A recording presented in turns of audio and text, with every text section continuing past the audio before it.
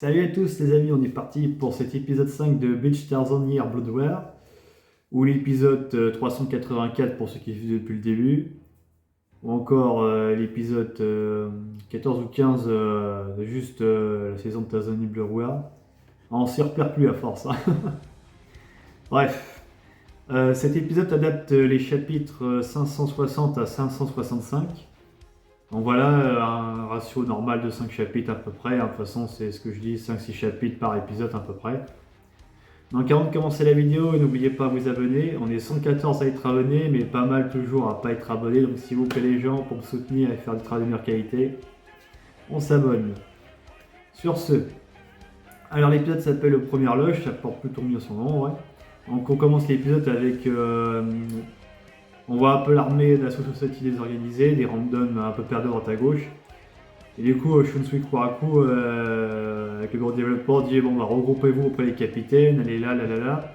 Et ce qui m'a choqué, c'est qu'ils ont tous des portables avec des limites des GPS dedans pour dire on va où, on fait quoi, etc. Depuis quand ça existe à la Soul Society ces trucs-là? Depuis quand?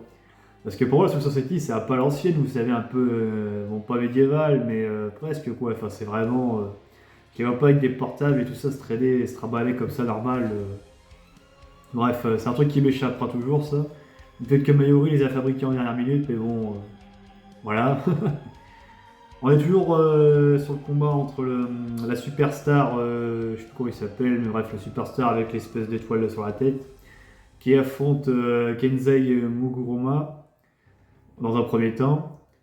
Et du coup, Kenzei lui sort son bankai qui s'appelle Teken Tashikaze. Ouais, je pense que ça se prononce comme ça. Donc en gros, c'est un bankai où, qui fait une armure sur soi et puis quand tu tapes avec, et bah ça fait des mini-explosions. C'est un peu comme le fruit d'explosion, vous savez, dans One Piece avec Mister Five là. C'est exactement le même principe. On touche une personne avec et bah ça explose la surface qu'on touche quoi.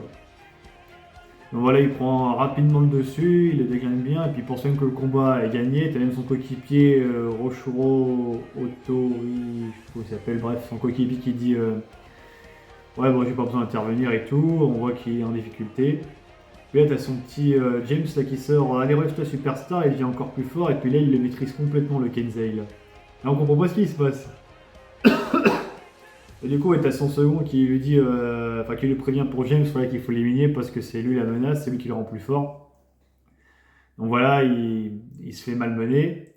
Donc là, son collègue prend le redessus. Donc, du coup, Roshuro sort son Bankai qui est Kinzara Botudan. Un truc comme ça, ouais. Enfin, j'ai écrit les noms, mais j'arrive même pas à les prononcer. C'est un Bankai ultra stylé, par contre, j'adore la musique qui sort en fond avec les espèces de films et version Bouddha, enfin c'est un peu bizarre, ça fait presque penser aux enfants de Valdez Kellen dans Hunter x Hunter, si vous voyez ce que je veux dire. Alors c'était vachement stylé en vrai.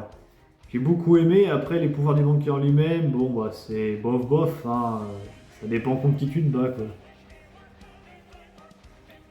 Donc pareil, il pense à Power dessus, mais il se fait aussi vite la tête parce qu'il avait Power pas encore. Et là il se fait carrément prendre un... Enfin il se fait carrément trouer la poitrine avec une étoile dedans. Car il sort son Starflash le mec là, et puis voilà, donc les deux capitaines sont hors course. C'était quand même de Vizard, c'était pas de la merde, hein, mais bon, voilà.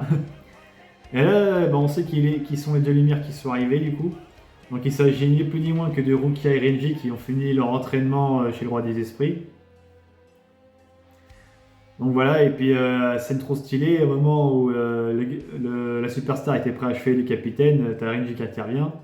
T'as Rukia qui sort... Non, t'as Renji qui sort, vas-y, Rukia prend les deux blessés, moi j'occupe de lui. T'as Rukia qui sort, ouais, vas-y, de toute façon, il est plus de ton niveau. Alors, ça, c'est une phrase trop, trop, trop badass. T'es en mode, ok, maintenant vous êtes tellement forts qu'ils sont plus de votre niveau. Tu sens vraiment la confiance qu'ils ont gagnée, et puis leurs tenues sont ultra stylées, quoi. Ça fait un peu désert, mais ça fait stylé, quoi. Oui, d'ailleurs, pour ceux qui savent pas, c'est pas les tenues normales, c'est les tenues un peu renforcées, quoi. Bah, c'est la dernière DS qu'on a vu dans la post-générique de dernier épisode qui a fait ça justement. Qui a fait ses tenues ultra stylées, ultra résistants, etc. C'est vachement bien foutu. Après, est-ce que ça sera exploité? On verra bien. Donc voilà, Rukia part soigner les deux blessés dans leur camp de soignage, si on peut dire ça comme ça. T'as James qui ressuscite plusieurs fois à l'infini malgré les coups de sable de Renji qui le tranche facilement. Là il est même pas en Shikai hein, Renji hein, et puis il tranche facilement. Enfin, je sais plus si en Shikai ou pas en vrai. Mais il tranche facilement que ce soit la superstar ou le mec sans faire d'effort quoi. Tu sens vraiment qu'il a pour. Et là on a un petit flashback de son entraînement roi des esprits. Il dit en fait ton impacto t'as pas révélé son nom complet. Et Renji il fait mais pourquoi? On se bat depuis si longtemps et tout, il me fait pas confiance. Il dit bah à moitié visiblement. Et là du coup on voit le Bankai de Renji, son vrai Bankai, qui s'appelle Sozabimaru. Ça c'est stylé. Trop stylé. Ça fait vraiment guerrier, tu sens qu'il est vraiment beaucoup plus fort. Et après bah, il transperce la superstar et il le bat assez facilement en vrai. C'est très déconcertant, mais là tu sens en fait qu'il a atteint le niveau de capitaine en fait. Enfin, pour moi, il a atteint le niveau de capitaine, hein, parce que bon, il se débrouille mieux que les deux autres capitaines qui se sont fait réclamer assez rapidement. Il faut dire, ils ont des Bankai pas nuls, mais un peu osef, quoi. On a vu mieux. Bon, voilà, l'épisode se termine, et puis là, on a une seule pause générique, pas pour voir Ichigo cette fois-ci, mais pour une discussion d'abord, dans un premier temps, entre le roi des Quincy et Ryu. Donc, le roi des Quincy dit bon, bah, James, t'as perdu, je t'absorbe, etc., il n'y aura pas de perte. Donc là, Ryu voit qu'il absorbe et puis à un moment, il voit qu'il se transforme en ombre et qu'il disparaît et puis qu'il y a son bras droit qui apparaît à la place. Et là, il dit Ryu, je comprends pas et tout, comment t'es là, etc. Et puis il dit, bah, comme tu le sais, tous les Quincy sont interconnectés, y compris moi et le roi des esprits. Et du coup, quand il passe en sommeil, c'est moi qui prends le relais par la suite. Donc on sent qu'il y a une certaine connexion et peut-être un pouvoir partagé entre les deux. Donc voilà, c'est comme ça que. Ryu, à un moment, il discute aussi. Non, c'est le gars qui discute. T'en souviens de ton grand-père bah, ils discutent un peu de leur grand-père et tout ça, et puis la discussion s'arrête là, donc on sait pas trop où ça va donner tout ça. En tout cas, on sent que Ryu, il est très. Il fait montre pas ses émotions, quoi. Il fronce un peu les sourcils dès qu'on parle de son grand-père et tout ça, il est un peu bizarre. Enfin bref.